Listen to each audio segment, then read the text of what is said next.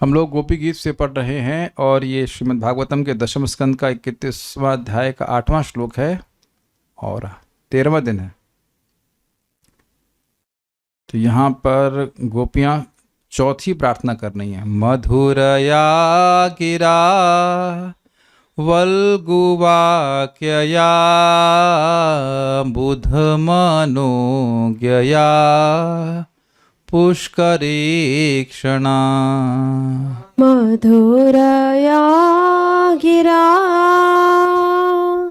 वल्गुवाक्यया बुधमनोज्ञया पुष्करेक्षणा। विधिकरीरिमा वीरमुयतिरधरसिधुना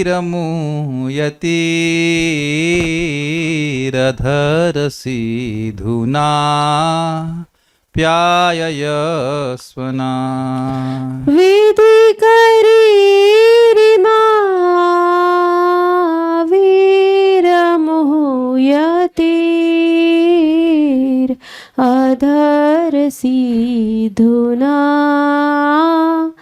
प्याययस्वनः। एक व्यक्ति हाथ खड़ा करे जिसे कृष्ण के अधरों का अमृत नहीं चाहिए, और जो व्यक्ति हाथ नहीं खड़ा कर रहे हैं वो मेरी बात को बिल्कुल सही समझ रहे हैं।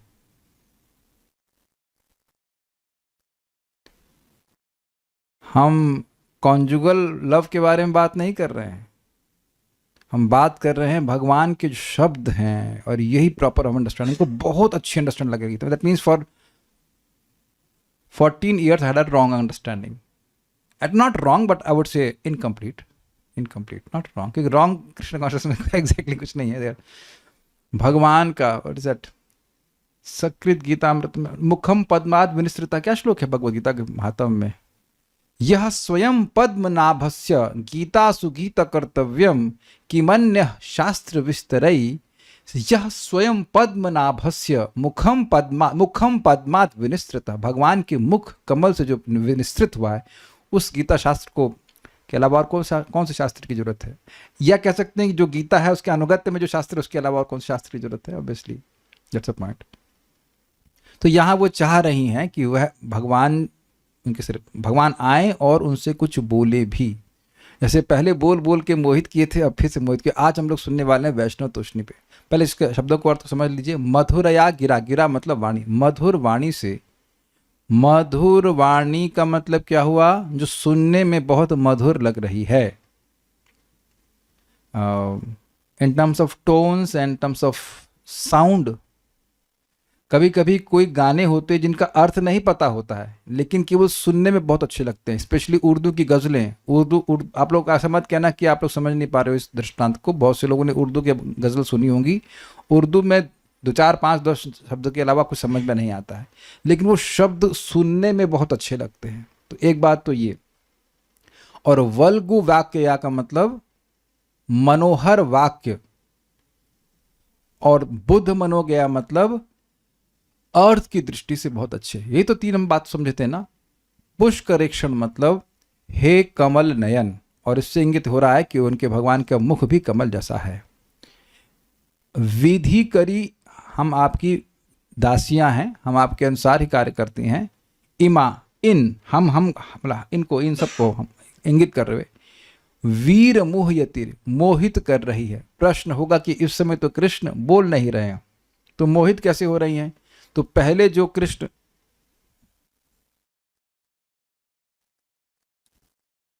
इतनी समस्या आ रही है। पहले जो कृष्ण बोले थे उसको स्मरण कर करके मोहित हो रही हैं।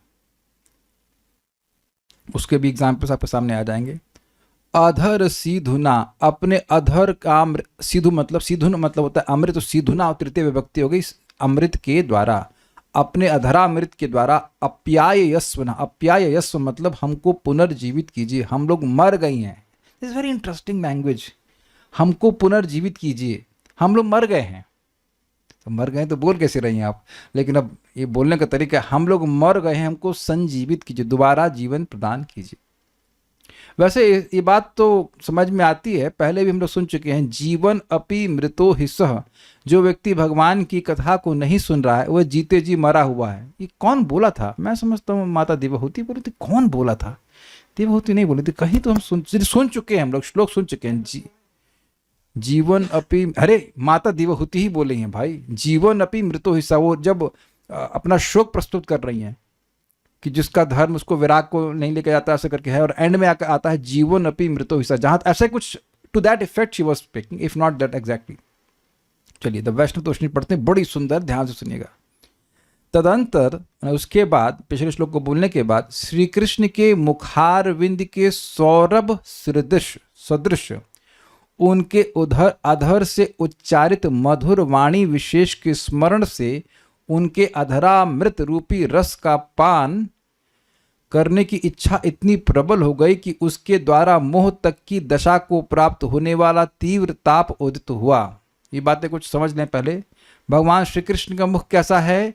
कमल के समान। वह जो बोलते हैं, जो वाणी उनके मुख कमल से प्रकट होती है, वह कैसी है? वह सुंदर सुगंध के समान है, जैसे कमल की सुगंध होती है, सब सर्वत्र फैलती है, ये कह रहे हैं। तो उस वाणी विशेष की, जो वाणी विशेष रूप से भगवान ने गोपियों के लिए प्रयोग करी थी, उसका स्मरण करके, तो अब भगवान के अधरामृत रूपी रस को पान करने की इच्छा, मतलब भगवान के शब्द को फिर से सुनने की बहुत तीव्र इच्छा प्रबल हो गई, और उससे मोह बहुत बढ़ गया, और उससे और तीव्र ताप उत्पन्न हुआ, और इस कारण से वह बोलती है।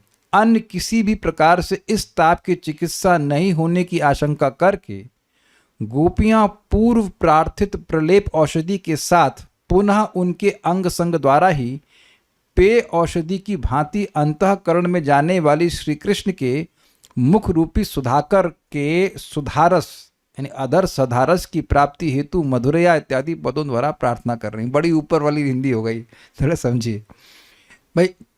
अपने वक्षस्थल पर वह भगवान के चरण चाह रही थी, तो वो बोला क्या था, वो ऑइंटमेंट की तरह था जो बाहर से लगाया जाता है, लेकिन अंदर भी तो ताप तो हृदय में है ना, ताप तो हृदय में है, तो कुछ पीने वाली दवा भी चाहिए, समझे। तो पीने वाली दवा कहाँ से पिएंगे? कान से, लेकिन पीने वाली दवा बोल रही है भगवान के शब्द। Got it? लैंग्वेज देखिए क्या अद्भुत है आचार्यों की, क्या समझ पा रहे हैं सब लोग। तो पहला वाला तो ऑइंटमेंट है, लेकिन दूसरा वाला है वो कुछ ओरल मेडिसिन चाहिए, तो ओरल वाणी से नहीं लेना है, मुंह से नहीं खाना है, कान से पिएंगे। बिना विना हरेर कर्ण पीयूष पानाथ शब्द है। तो अन्य जगह बोला गया भागवत में, कान रूपी अंजलि, हम लोग पढ़ भी चुके हैं ऐसे लोग, कान रूपी अंजलि ऐसी होती है, उससे भक्त लोग भगवान की कथा का पान करते हैं। ये हम लोग कहीं सुने हैं ना, somewhere we have heard this. कर्णपुटेशु, हाँ शायद कर्णपुटेशु और प्रविष्ट कर्ण रंधिरा इत्यादि तो है, लेकिन कर्णपुटेशु शब्द था, यस। कानों को ऐसे, और कान की अंजलि बना दे, कान की अंजलि ऐसे पानी पीता है ना उस तरह से, तो कान की भी अंजलि बना करके उससे कथा को ग्रहण करते पीते हैं। तो वो कह रहे हैं कि ये जो ये तीव्र ताप हृदय में उत्पन्न हो रहा है, भाई ताप कहाँ हो रहा है? विरह में। विरह के कारण हृदय में ताप हो रहा है। तो वो ताप दो प्रकार की औषधि से होगा। तो पहली वाली औषधि की प्रार्थना कर लें, अब कह रहे हैं कि हम आपके शब्द सुनना चाहते हैं। अब आगे बात समझिए, ये लैंग्वेज क्या है यहाँ पे। श्री कृष्ण के मुख रूपी सुधाकर के सुधारस की प्राप्ति है। तो भाई ये क्या है? सुधाकर कौन है? कोई जानता है? हिंदी जानता है? सुधाकर किसको कहते हैं जी? नहीं। वाओ, वर्ष भानु माता जी गॉट 100 पॉइंट्स। हमारी अंग्रेजी में पढ़ाती थी मैडम, तो ऐसे कुछ क्वेश्चन पूछती थी, और अगर कोई लड़का मतलब लड़की कोई भी अच्छा सही उत्तर देगा तो कहती थी the day belongs to you आज का दिन आपके नाम। यस, मुझे देखना पड़ा था भाई सुधाकर का मतलब क्या होता है। मैं भी वही सोच रहा था जो आप सोच रही थी, मधुकर। लेकिन मधुकर रस देता नहीं है ना, मधुकर रस देता नहीं है। और वो सुधा का मतलब मधु नहीं होता है, सुधा मतलब होता है अमृत। तो जो आप सोच रहे हैं वही मैं भी सोच रहा था कि सुधा करे वो मधुकर ऐसा कुछ भौरा, लेकिन भौरे की बात तो सेट नहीं हो रही थी। तो सुधाकर मतलब जो सुधा को प्रस्तुत, सुधा का आकर, या फिर सुधाकर मतलब जो सुधा को प्रदान करे, अर्थात अमृत को प्रदान करने वाला। तो ये जब जानते हैं कि चंद्रमा की किरणों में अमृत बरसता है। अभी शरद पूर्णिमा भी निकली तो उस दिन भी वो कहते हैं कि अमृत बरसता है, ऐसा कुछ होता है, लेकिन उसको बोलते हैं ऐसे। ठंडक प्रदान करता है, औषधियों में रस प्रदान करता है, रस से युक्त होता है चंद्रमा की किरणें। तो भगवान के मुख रूपी सुधाकर, मुख कैसा है? चंद्रमा के समान, और उसका सुधा रस क्या है? भगवान की वाणी। उसकी प्राप्ति हेतु यह पद कहे जा रहे हैं। Is it understandable? ठीक है। तुम्हारी मधुर से भी सुमधुर वाणी द्वारा हम मोह को प्राप्त हो रही हैं, जो हमने पहले सुनी थी। इसलिए अपनी अधर सुधा का पान कराकर हमें जीवन दान दो, अन्यथा हम शीघ्र ही मर जाएंगे। ये भाव है। देखिए, इस तरह की बातें घरों में भी देखी जाती है। अरे भैया खाना दो, हम मरे जा रहे हैं। यद्यपि अगर वो मर गया तो वैसे खाना कौन मांगेगा? कोई लाश, कोई मुर्दा तो ना खाना मांगता है, भाई हमको भोजन जिमाओ। लेकिन वो एक तुलना करते कि भूख से मरे जा रहे हैं, लाओ लाओ तुरंत लाओ। तो यहाँ पे actually they are actually feeling like this कि हम मर जा रहे हैं आपके बिना, तो आप प्रस्तुत होइए और अपनी वाणी से हमको संजीवित कीजिए। यदि श्री कृष्ण पूछें कि क्यों मर जाओगी क्या हो गया भाई तुमको, इसकी आशंका से गोपियां कह रही हैं। यदि श्री कृष्ण पूछें कि क्यों मर जाओगी, इसकी आशंका से गोपियां कह रही हैं, और ये एग्जाम्पल दे रही हैं कि ये जो एग्जाम्पल्स हैं, ये दो श्लोक बोल करके कि ये सब बातें तुम्हारी याद आ रही हैं। ये श्लोक और आगे भी देखिए, उसको समझिए। यहां से देखिए, गोपियां कह रही हैं ये कह रही हैं इत्यादि लक्षण से युक्त तुम्हारी मधुर वाणी। अब कुछ समझा पा रहा हूं मैं कहने क्या यहाँ पे क्या लिखा है? ये श्लोक अभी समझाऊंगा। ये श्लोक जैसे एक श्लोक एग्जाम्पल है जो भगवान ने गोपियों को कहे थे, इस प्रकार के लक्षण से युक्त तुम्हारी मधुर वाणी। मैं क्या समझा पा रहा हूं? देखिए, श्री कृष्ण ने कहा कि क्यों मर जाओगी, इसकी आशंका से गोपियां कह रही हैं कि तुमने ये जो पहले कहा था, ये जो बोला है अभी सामने, स्वागतम वो महाभागा, ये सब मैं समझाऊंगा इसको। इत्यादि लक्षण से युक्त तुम्हारी मधुर वाणी, इस प्रकार से जंप करना होगा आपको। मतलब इस प्रकार से आपने जो बोला था पहले, और फिर राधा रानी को भी जब बोलते हो अगला श्लोक होगा, उससे जो आपकी वाणी है ऐसी युक्त मधुर वाणी हमको मोहित कर रही है। इस तरह से आपको सेंटेंस कंप्लीट करना पड़ेगा। तो भगवान ने क्या बोला, जरा देखिए, मेरे पीछे बोलिए। ये बड़ा मजेदार है ये रियली मजेदार है। 29 से शुरू हो रही है रास पंचाध्याय। तो भगवान पहले उनकी रासलीला करने की इच्छा हुई, आपने सुना था। फिर भगवान वांशी वादन की, और एक एक गोपी को वो इंडिविजुअल इन्विटेशन भी मिला, और वो सब आ भी गई। उसके बाद भगवान क्या कहते हैं, जरा देखिए, मेरे पीछे बोलिए। स्वागतम वो महाभागः प्रियम किम करवाणि वह। स्वागतं वो महाभागः प्रियं किं करवाणि वः। व्रजस्यानामयं कच्चिद् ब्रूतागमन कारणम्। व्रजस्यानामयं कच्चित् ब्रूतागमन कारणम्। श्रीमद् भागवतम 10.29.18 भगवान कृष्ण ने कहा, हे अति भाग्यवंती नारीगण, तुम्हारा स्वागत है। मैं तुम लोगों की प्रसन्नता के लिए क्या कर सकता हूँ? व्रज में सब कुशल मंगल तो है। तुम लोग अपने यहाँ आने का कारण मुझे बतलाओ। अब देखिए, ये एकदम चीटिंग वाली बात है कि नहीं? खुद ही खींच के लेके आए हैं, और प्रयोजन क्लियर है कि किस लिए लेके आए हैं, और उसके बाद ऐसे फॉर्मल बातें कर रहे हैं। कैसे हैं आप? तो ठीक है। अभी जैसे सिंपल सी बात है, ऐसे मैंने अभी अनाउंस किया कि आज क्लास है, तो किस लिए मैंने लिखा कि आप लोग आए, हम लोग क्लास में भगवान के बारे में बात करेंगे। फिर वो छूँ, राजेश प्रभु बच्चे ठीक हैं आपके? कैसे आना हुआ आपका? वोंट यू बी सरप्राइज्ड कि आप क्लास के लिए बुलाए, और उसके बाद खुद ही बुलाए। हम लोग नहीं बोले कि क्लास कीजिए, हम लोग से कोई नहीं बोल रहा कि आप क्लास करिए। No one is inviting you but you have invited. और फिर अच्छा चलिए, ये भी ना आपको लग रहा हो कहीं बहुत आप भूखे हों और कोई बड़ा फीस्ट ऑर्गेनाइज करे, आज फीस्ट है आइएगा, और फिर पूछा आप कैसे हैं, क्या है, तो व्यक्ति आश्चर्यचकित कर ये आप इन्विटेशन देकर कि ये सब क्यों पूछ रहे हैं? ये तो बहुत हल्की हल्की मतलब बातें हैं। अब गोपियों का कितना उत्साह होगा रासलीला का, उसकी हम लोग कल्पना ही नहीं कर सकते। तो अब ये मोहित करने वाला हुआ कि नहीं? You can't. मोहित तब होता है व्यक्ति जो समझ में नहीं आया कि सामने वाला बोल क्यों रहा है। ये सब बात ये होता है कि नहीं? कभी आपके संग ऐसा नहीं हुआ कि सामने वाला कुछ बोल रहा है और समझ ही ना पाए कि भाई ये क्यों कह रहे हैं, why he speaking like this. Agreed? तो ये बात उनको समझ में नहीं आ रही है। एक्चुअली अगर आप बहुत सूक्ष्म रूप से विचार करें, this statement increases the anticipation of gopis. कुछ अगर आप विचार कीजिए तो ये एंजाइटी भी है और एंटिसिपेशन कि क्या ऐसा तो नहीं होगी रासलीला होगी ही नहीं,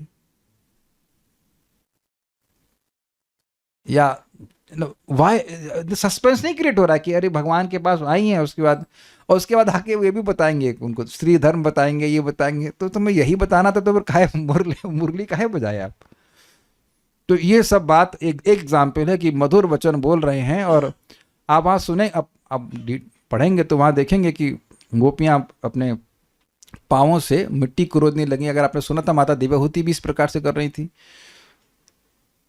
तो वो उनसे ऐसा बोलना कि आप हम रासलीला करने आए, दिस नॉट पॉसिबल। बाकी डिटेल्स तो आप लोग 29 चैप्टर में पढ़ लेना। अब दूसरा बात यहाँ श्रीमती राधा रानी को श्री कृष्ण क्या कहते हैं जरा देखिए, ये तो बहुत मजेदार है। अथवा श्री राधिका के प्रति तुम्हारे वचन, मेरे पीछे बोलिए, कठोरा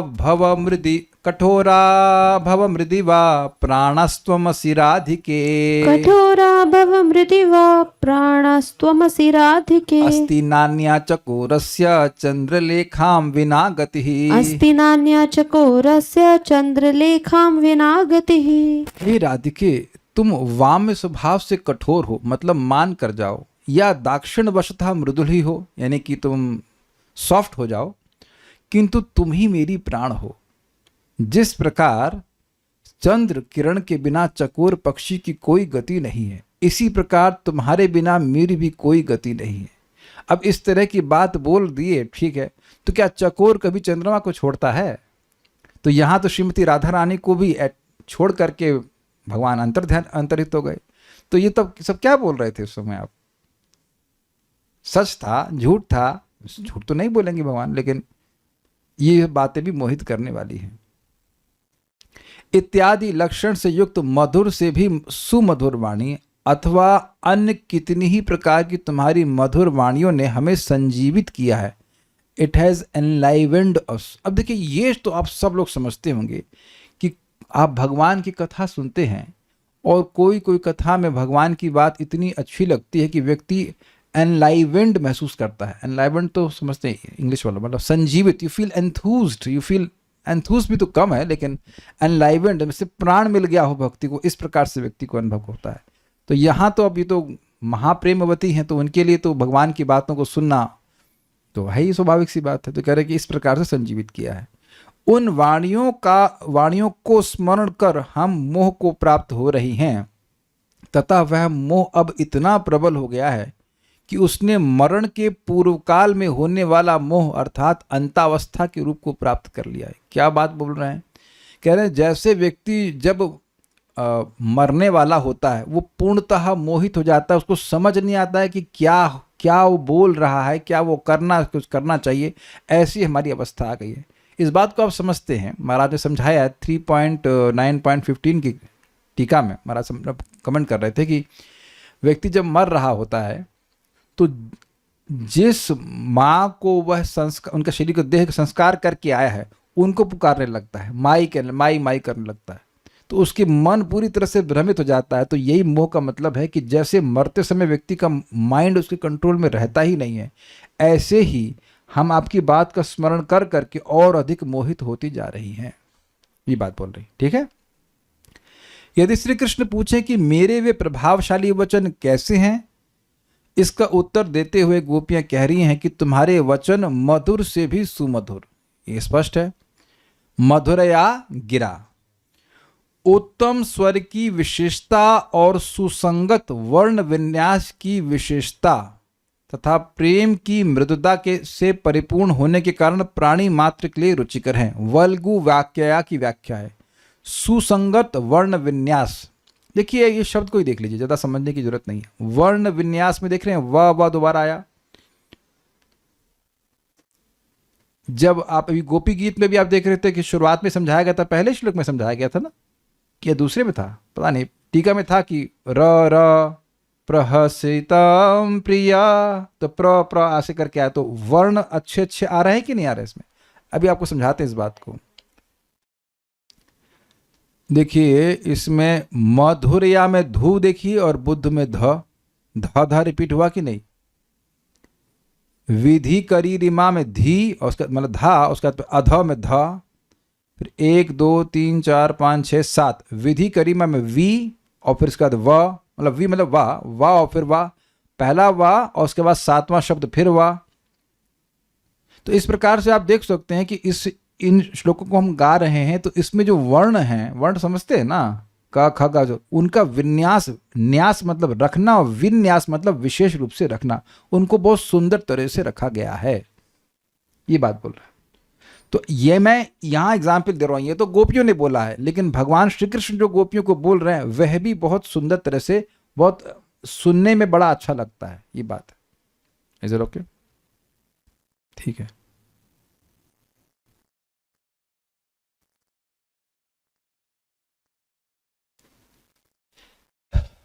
कोई प्रश्न यह भी कर सकता है कि भाई ऐसा कोई कैसे कर पाएगा? देखिए, भगवान के ही प्रेम से युक्त होने के कारण गोपियां यहाँ पर स्पॉन्टेनियसली ऐसा सुंदर काव्य की रचना कर रहे हैं। और आप लोग को याद होना चाहिए कि हर श्लोक जो है वो अलग गोपियों के ग्रुप ने बोला है, लेकिन इनमें परापर असंगति नहीं है। पिछला वाला श्लोक का लिंक अगले से है।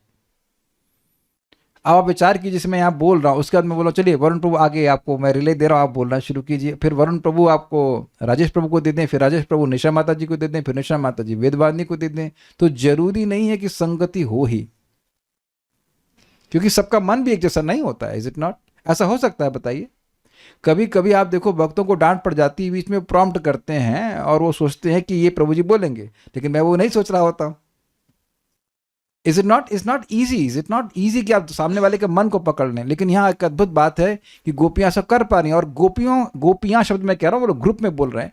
तो अब वो ऐसा क्यों कर पा रही हैं? भगवान की प्रेमी है, तो भगवान स्वयं ऐसा कर सके तो कौन सा आश्चर्य की बात है। जब युद्ध के युद्ध स्थल पे वो कविता बोल सकते हैं, ना सतो विद्यते भावो न भावो विद्यते सतः, सारे श्लोक बोलते जा रहे हैं ऑन द स्पॉट, तो कौन से आश्चर्य की बात है।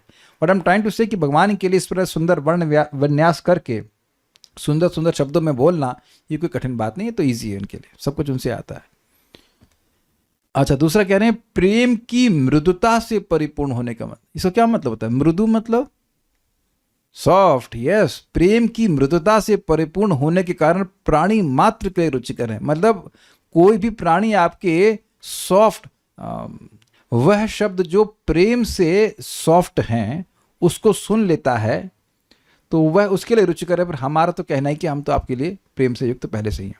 उसमें भी पुनः मनोहर अर्थात आकांक्षा, योग्यता और आसक्ति आदि से युक्त होने के कारण विशेष सौष्ठव समन्वित हैं, तथा सुवंत तिंगंत समूह जिसमें है ऐसी ध्वनि व्यंजना आदि के द्वारा समअलंकृत। ये मेरे ऊपर से गया क्योंकि ये हमको नहीं पता है।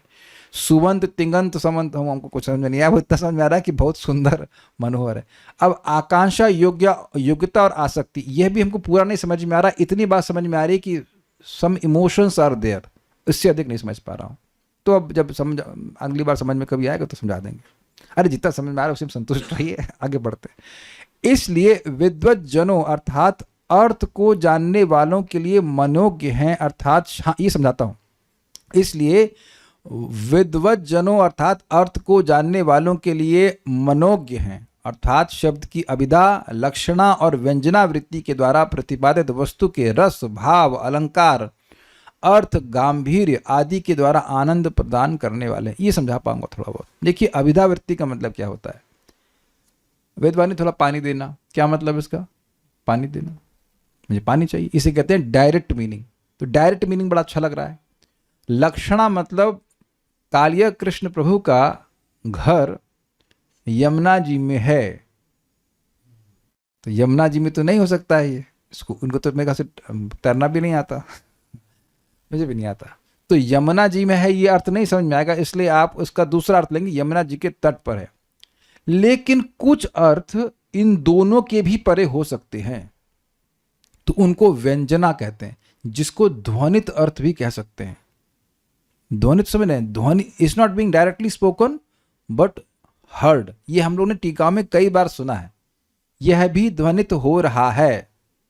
अब इसको जब कभी आएगा तो मैं दिखा दूंगा आपको कि एक तो हो गया कि भाई समझ में आ रहा है कि ठीक है, अभिधा डायरेक्ट समझ में आ रहा है। दूसरा है लक्षणा, और उससे भी सूक्ष्म कोई अर्थ है जो कि सीधे सीधे नहीं दिखाई पड़ रहा, उसको कहते हैं व्यंजनावृत्ति। तो ये सब जब कोई वाणी में होता है तो पंडितों को बड़ा अच्छा लगता है। तो कह रहे हैं इसीलिए बुध मनोज्ञया, और जो कारण है के कारण और जिन कारण को वर्णन हो रहा है मनोहर होने का, वो हमको समझ में नहीं आ रहा है। आकांक्षा, योग्यता, आसक्ति, हमको नहीं समझ में आ रहा क्या मतलब है कंटेक्स्ट में एटलीस्ट। श्लोक में कथित इमा अर्थात ये गोपियों द्वारा इस प्रकार उंगली निर्देश कर कहने से व्रजदेवियों की मोहग्रस्त अवस्था की प्रत्यक्षता आदि द्वारा उनके मोह का संदेह रहित होना अर्थात मोह की सत्यता और तत्कालीनता उक्त हुई है। समझ में आ गया ना सबको? इसमें कोई अभिधा वृत्ति, इसमें कोई लक्षणावृत्ति नहीं है, केवल अभिधा ही है। लेकिन पंडितों आप समझिए इस बात को। ये बच्चे देख रहे हैं आप, अब सब लोग देखना शुरू हो गए, यानी ये बच्चे मेरे सामने हैं, तभी तो बोलेंगे ये बच्चा। मैं बोलूँगा ऊपर छत पे ये बच्चा छत पे तो ये बच्चे कौन। अब ये जैसे आप यश प्रो को देख रहे हैं यहाँ पे, तो आप कहेंगे यश कौन। अब यश ये जैसे बोलते हैं, ये मतलब that person is directly present. ये कोई पहली बार आप लोग नहीं सुन रहे हैं, इसे कई बार इस तरह का प्रयोग हो चुका है। अयम, अयम का प्रयोग हुआ है। अयम जब ये भीष्म देव बोल रहे थे और भगवान को इंगित कर रहे हैं कि अयम, ये भगवान मेरे सामने आए हैं, जो कि मेरे सामने हैं, अयम का प्रयोग है। तो यहाँ इमा मतलब इन हमको, मतलब आप इस दिखा रहे हैं इस प्रकार से, देखिए हम सब, मतलब कहने का ये है कि जैसे बोलते हैं कि ये बच्चे, तो बच्चे मेरे सामने हैं। तो अब कह रहे हैं कि इमा से ये सूचित हो रहा है कि जो हम जिस मोह की बात कर रहे हैं वो परसों नहीं हो रहा था, वो कल नहीं होगा, वो अभी हो रहा है। ये हमारी दशा देख रहे हैं आप? ये शब्द सुना है कि नहीं सुना है? ये हमारी दशा देख रहे हैं आप? कौन व्यक्ति है जिसने आज तक ये कभी नहीं कहा है? ये लोग कुछ समझ ही नहीं रहे हैं। ये समझ रहे हैं कि नहीं समझ रहे हैं आप? ये शब्द आपने कई बार प्रयोग किया होगा। ये हमारी दशा देखिए क्या हालत हो रही हमारी। तो ये इसका मतलब है कि वो जो बुरी हालत है वो इस समय हो रही है, ठीक है? तो अब जब इस समय हो रही है तो उसका इलाज कब होगा? 1 साल के बाद तो इसलिए कह रहे हैं अभी हम मर जाएंगे। भाई देखिए, मोह बहुत ज्यादा हो रहा है, ऐसा नहीं कि हमारा पहले हो रहा था, नहीं अभी हो रहा है। इससे ये इमा शब्द से सूचित हो रहा है। अंडरस्टूड? तो सब लोग सो रहे हैं। अरे नहीं सो मत भाई, जग जाओ जग जाओ। कौन तो सो रहे हैं? कह रहे हैं कौन सो रहा है? हम तो नहीं सो रहे हैं। Okay okay, you are awake, someone has reacted, you are awake. जो लोग सो रहे हैं वो रिएक्ट कीजिए फटाक से। Okay, so I hope you got this point. देखिए अब आप समझ लीजिए ईमा, अब इसको आप समझिए। ईमा का मतलब क्या होता है? ये तो ये को लिंक कहां किया जा रहा है? मोह से। तो अर्थ कुछ डीप आया कि नहीं आया? आपने जब श्लोक सुना तो ईमा मतलब हम, ये हम आपकी दासियां, सीधा सा अर्थ ले लिया आपने। लेकिन इसमें और कितने अर्थ आ रहे हैं यार? ये एक्चुअली ध्वनित अर्थ है। यहां पे ईमा का मतलब ये नहीं कि मोहग्रस्त है, ऐसा कुछ भी नहीं है। ईमा से ये सूचित हो रहा है या ध्वनित हो रहा है, ये इंगित हो रहा है कि ये हम लोग हैं। ये जो मोह है हमारा अभी वर्तमान है, तत्कालीन मतलब उस काल में, उसी समय जब हम बोल रहे हैं उस समय मोह को प्राप्त है। इसका इलाज आपको तुरंत करना है, ये बात बोल रहे हैं। क्यों? क्योंकि भगवान के अधरामृत को बोला गया कि इसको पिला करके, हमसे कुछ बात करके आप हमको संजीवित कीजिए, अभी मर रही हैं हम, ये कह रहे हैं। पहले ही उन्हें बोला था कि मोह कैसा प्राप्त हो रहा है? जो कि मरण दशा के समय प्राप्त हो रहा है, अर्थात हम मरने वाली हैं, तो अभी मरने वाली हैं, इसलिए यह ईमा से सूचित हो रहा है। अब इससे अधिक तो हमको ना समझ आ रहा है ना हम समझा पाएंगे। उम्मीद है कि समझ में आ गया होगा आप लोग। यदि श्री कृष्ण आपत्ति करें कि तुम लोग मुझे जिस अधरामृत का दान करने के लिए कह रही हो वह तो अधेय है, मतलब जिसको दिया ही नहीं जाना चाहिए, अतः मैं तुम्हें उसका दान किस प्रकार करूं? जैसे कोई घर में कहे ऐसा करिए 10 ग्राम सोना दे दीजिए, क्या सोने का क्या अर्थ लेंगे आप? फिर लक्षणावृत्ति ले लेंगे तो सोने के लिए बेड मांग रहे हैं यही लेंगे ना। अभिधावृत्ति तो नहीं लेंगे, सोना मतलब गोल्ड। तो सोना कोई एकदम से मांग लेगा तो आप कहेंगे ये कैसे यार मांग ले, तुम तो बहुत महंगी चीज है। तो इसको अदेय कहा जाता है, इसको दिया नहीं जाना चाहिए। तो कह रहे हैं अथवा मैं इसका दान किस प्रकार करूंगा? इसकी आशंका में इसे गोपियां कह रही हैं कि हे वीर, अर्थात तुम केवल दयावीर ही नहीं बल्कि दानवीर भी हो। तो दयावीर हो ये कैसे मालूम चला? तृणचरानुगम, आप तृणचर यानी कि जो जानवर है उनके पीछे भी आपके चरण कमल चलते हैं, तो वहां भगवान की कृपा सूचित हुई थी। अब कह रहे हैं कि आप दानवीर हो, अर्थात जो अदेय वस्तु जिसको दिया नहीं जाना चाहिए वह भी आप दे सकते हो या देते हो, ये अर्थ है। इसलिए तुम्हारे लिए कुछ भी अदेय नहीं है, ऐसा कुछ भी नहीं है जो आप नहीं दे सकते।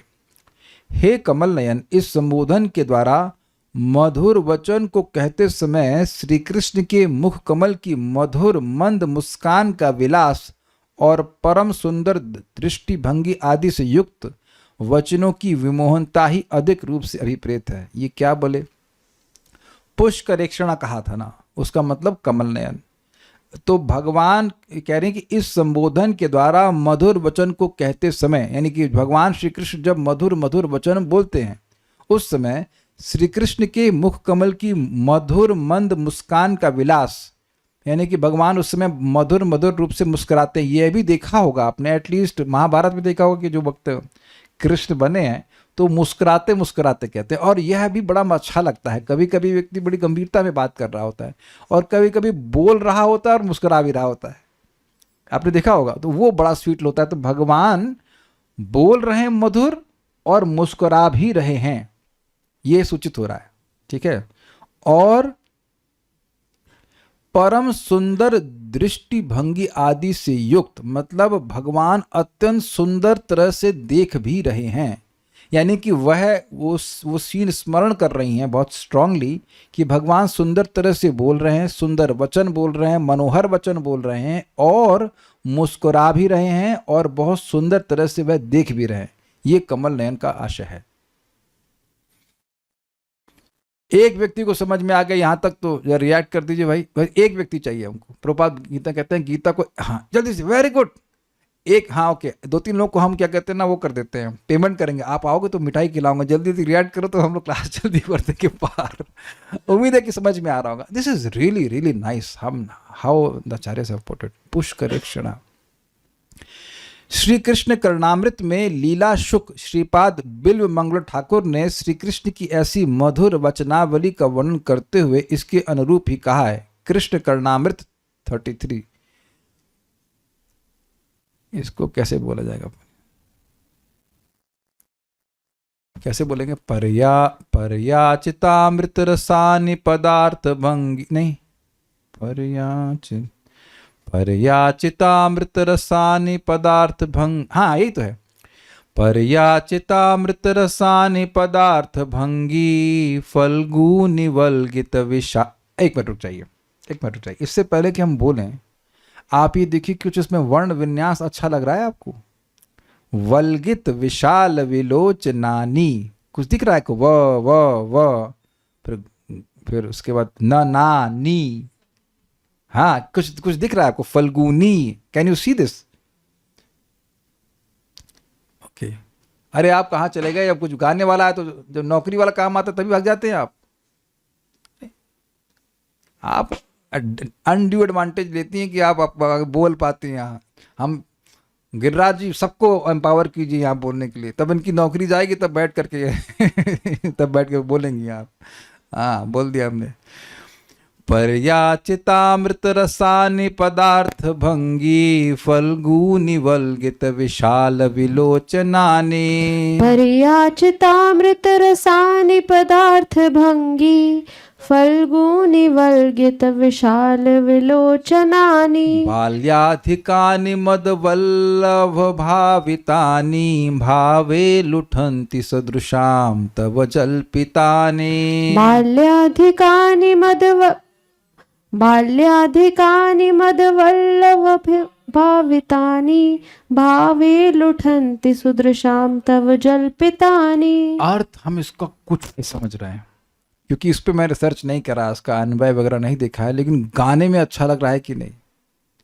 पर्याचितामृत रसानि पदार्थ भंगी फल्गु निवल्गित विशाल विलोचनानि। पर्याचितामृत रसानि पदार्थ भंगी फल्गुनिवल्गित विशाल विलोचनानि बाल्याधिकानि मदवल्लभ भावितानि भावे लुटन्ति सुदृशां तव जल्पितानि बाल्याधिकानि मदवल्लभ भावितानि भावे लुठन्ति सुदृशां तव जल्पितानि। एग्जाम्पल दिया जा रहा है, हे सुंदर, गोपियां कह रही हैं कृष्ण को, जब तुम मद से गर्वित गोपंगनाओं के साथ प्रेमालाप करते हो, उस समय तुम्हारे किशोर स्वभाव के लिए सुलभ चपलता में उस प्रेमालाप की कोई सीमा नहीं रहती। वह प्रेमालाप अमृत रस से परिपूर्ण है, पदभंगी और अर्थभंगी से अत्यंत मनोहर है।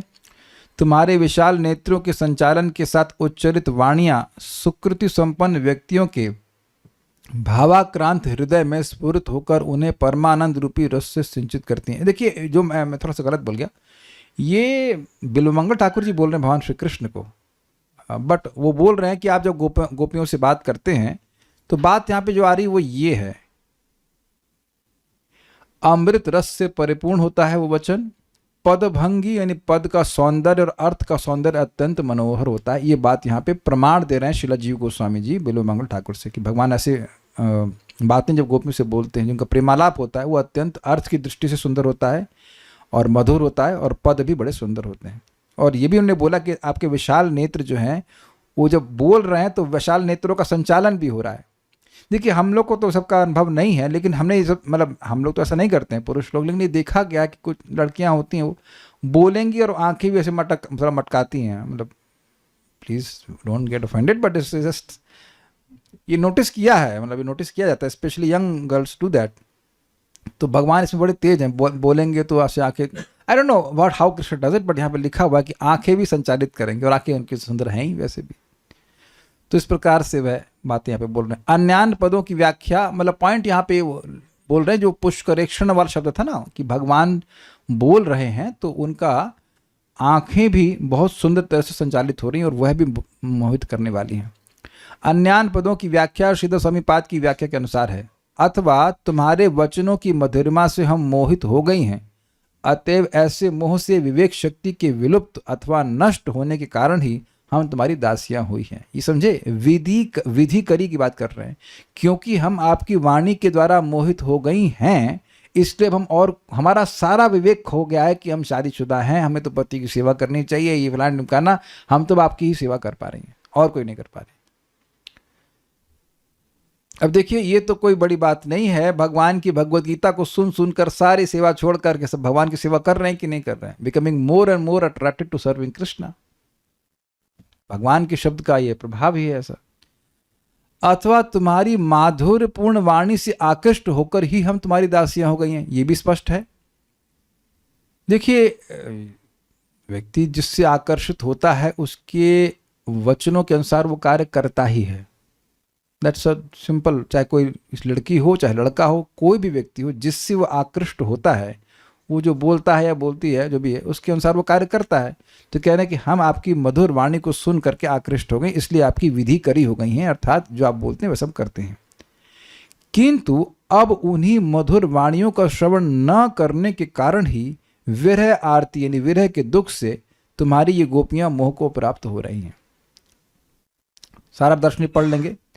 हे मेरे प्राणों की एकमात्र वल्लभाओं, हे रत्न वल्लभागण, वल्लभ मतलब होता है प्रिय, जैसे रत्न प्रिय होता है किसी व्यक्ति को, ऐसे आप मुझे प्रिय हो। मेरे प्राणों की एकमात्र वल्लभाओं मतलब मेरे प्राणों को एकमात्र आप ही प्रिय लगती हो, ठीक है। तुम लोग मेरा जीवन स्वरूप हो, इसलिए मैं तुम्हारे प्रति उदासीन नहीं रह सकता हूँ।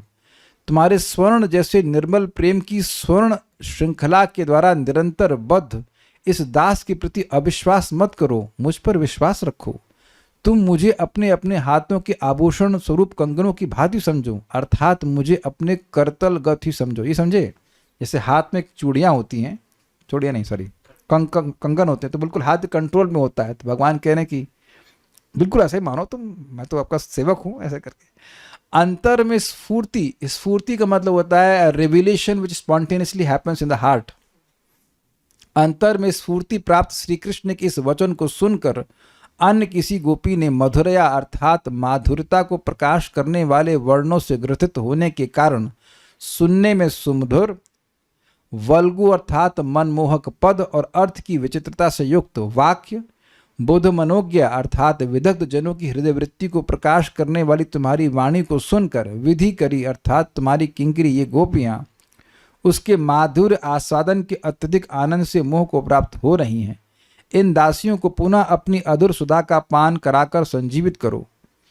ये बात बड़ी लंबी हो गई। बात क्या हो रही है? बात ये कहना चक्रवर्ती बात कि इस तरह की बात की स्फूर्ति मन में होते हुए आप कहेंगे ये कैसे हो गया भाई, भगवान तो वहां है नहीं, स्फूर्ति कैसे हो जाएगी? आपने सुना है भगवद गीता में, तेषाम सततयुक्ता नाम भजताम प्रीति पूर्वकम ददामि बुद्धि योगम तम ये न माम उपयांति ते। और यह भी सुना है आपने कि यम श्याम सुंदरम, क्या श्लोक है, प्रेमांजन छुरित भक्ति विलोचने न संतः सदैव हृदयेषु विलोकयन्ति यम श्याम सुंदरम अचिंत गुण स्वरूपम गोविंदमादि पुरुषम तम हम भजामि। जिनके हृदय में, जो उनके पास प्रेम का अंजन है, वह श्याम सुंदर भगवान को हृदय में लगातार देखते हैं। तो देखते में तो खाली देखते हैं, बात भी करते हैं। तो it is not impossible what is speaking here. हम लोग नहीं भगवान को देख पा रहे हैं, लेकिन भगवान तो क्या था, उरुक्रम चित्त याना। गोपियों की यह स्थिति है कि भगवान उनके चित्त पर चढ़े ही रहते हैं, वहां से हटते ही नहीं है। So it is not difficult for Krishna, और अगर ऐसे कहना चाहिए, it is simply very easy for Krishna to talk to them from within the heart. उनके हृदय से ही भगवान कुछ उनको बोल दें, ये कोई इसमें आश्चर्य की बात नहीं है। भाई प्रभुपाद जी से पूछा गया था ना कि आपने ये सब ग्रंथ कैसे लिखे, इतने कम समय में इतनी सारी व्यवस्था थी, मैनेजमेंट करना था सारा कुछ। नहीं विश्वास हो रहा है तो आप डिवोटी किचन को मैनेज कीजिए एक दिन के लिए, एक दिन नहीं सॉरी एक टाइम के लिए। तो आपको समझ आता है कि मैनेजमेंट करने के बाद ऐसा कौन ग्रंथ लिख पाएगा, वो तो आप भूल जाइए। गौर भगवान से पूछ लीजिएगा आप। It is so difficult. Class में आना और बैठना मुश्किल होता है, वो ग्रंथ कैसे कोई लिख पाएगा? बहुत मुश्किल, ये असंभव बात है, एक्चुअली लिटरली असंभव है। तो प्रभुपाद बोले Krishna dictated to me. Krishna भगवान ने डिक्टेशन को क्या बोलते हैं हिंदी में, जो भी समझते हैं आप लोग, मतलब बोले और हम उसको लिख दिया। तो अब रिपोर्टर को बात समझ में नहीं आई, तो कहा कि उनके जो प्रभुपाद जी के शिष्य बोले नहीं, एक्चुअली ये कहना चाहते हैं कि भगवान ने इनको अंदर से प्रेरणा दी और उसको लिखा। तो प्रभुपाद कह रहे तुम काहे बोल रहे हो, तुम क्यों बोल रहे हो? जब मैं बोल रहा हूँ कि भगवान ने बोला और मैं लिखा, तो वही अर्थ है उसका। तो जब आप समझ रहे हैं ना, प्रभुपाद जी हैं, वो भी खैर गोलोक से ही आए हैं, लेकिन ऐसा शुद्ध भक्तों के लिए संभव है कि वो डायरेक्ट भगवान से बात करें? कोई it's not difficult at all. एक और भक्त थे कांचीपुर थे, वरदराज जी से सीधे बात करते थे। कांचीपुर बस ऐसे बात कर रहे थे डायरेक्टली से, हम आपसे बात कर रहे हैं इस तरह से। तो ऐसा भगवान अंदर से बोले कि अरे तुम मेरी प्राण वल्लभ हो, मतलब प्राण से भी अधिक प्रिय हो, तुम लोग रत्न से भी अधिक प्रिय हो, मैं तुम्हारे प्रति उदासीन नहीं रह सकता, इत्यादि इत्यादि। तो ये सारी बातें सुन रही हैं गोपियां अंदर से हृदय में, और उनकी ये बातें उनको और मोहित कर रही हैं कि अगर इस प्रकार से प्रिय हैं तो फिर हमसे दूर क्यों हैं? And there can be many reasons like that. तो इस प्रकार की बातें जो कि मधुरया गिरा वल्गु वाक्या बुध मनोज्ञा, ये सारे गुणों से युक्त हैं, वे हमको मोहित कर रही हैं। हम कौन हैं? जो आपकी दासी हैं। ये बात अब भाई हम जितना हमको समझ में आ रहा है उतना ही बाहर आ रहा है, उससे बाहर उससे ज़्यादा उतना ही आ रहा है। तो समझ लीजिए, ठीक है, नहीं तो एटलीस्ट रिएक्ट कर दीजिए कि समझ में आ गया। अब कोई रिएक्ट नहीं करेगा, गया सबके ऊपर से। एक मतलब माता जी समझ में आ गया, एटलीस्ट वो सोच रही हैं कि उनको समझ में आ गया, दैट्स ऑल्सो ओके। तो आगे पढ़ लेते हैं। कहाँ गए? तुम्हारी किंकरियां गोपियां उसके माधुर आस्वादन के अत्यधिक आनंद से मोह को प्राप्त हो रही हैं। मीन्स इट इज बहुत अधिक आनंद मिल रहा है, आप अंदर से बोल रहे हो तो उससे मोहित हो रही है। यानी कि दो अर्थ आए, एक पुरानी बातों को स्मरण करके मोहित हो रही हैं, दूसरा अभी भगवान हृदय से अंदर से बोल रहे हैं तो उससे मोहित हो रही हैं। इन दासियों को पुनः अपनी अधुर सुधा का पान कराकर संजीवित करो। ठीक है, योग्य अथवा मोह को प्राप्त हम गोपियों को अपनी अधर सुधा का पान कराकर पुनः मोह को प्राप्त कराओ, ये अर्थ है। और ये क्यों? अब ये अमेजिंग बात है। देखिए अभी आपने देखा टीका में कि उस मोह का आस्वादन करके वो बहुत आनंद की प्राप्ति कर रही है। तो कहनी और हमारे सामने आइए और बोलिए और मोहित कीजिए, ये कहना चाहते हैं। तो दोनों अर्थ आप एडजस्ट कर लीजिएगा। अगला श्लोक तो बहुत अच्छा है, और अच्छा है कि शाम के लिए रिजर्व किया गया है। तव कथामृतम तप्त जीवनम, तव कथामृतम तप्त जीवनम, कविभिरीडितम कल्मषापहम, श्रवणमङ्गलं श्रीमदाततं, भुवि गृह्णन्ति ये भूरिदा जना। I would request all the devotees to come. Come is at least Zoom online, जैसे रूम में Zoom पे जैसे बहुत बढ़िया श्लोक होगा, उस पर काफ़ी चर्चा करने का प्रयास करेंगे। Thank you so much.